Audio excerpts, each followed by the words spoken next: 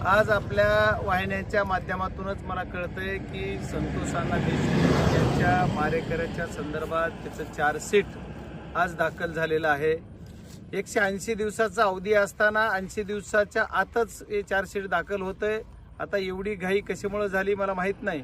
जर फास्ट ट्रॅकवर आम्ही खटला चालवा म्हणतो त्याचा एक भाग म्हणून जर फास्ट ट्रॅकवर चालवण्याच्या दृष्टिकोनातून योग्य असं चार्जशीट दाखल झाला असेल तर आम्ही त्याचं स्वागत करू।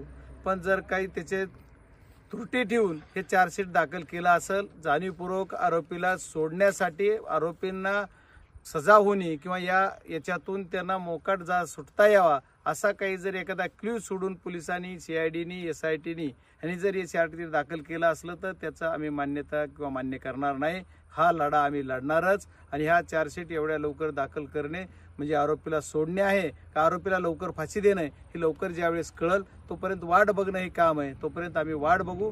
खूप खूप धन्यवाद।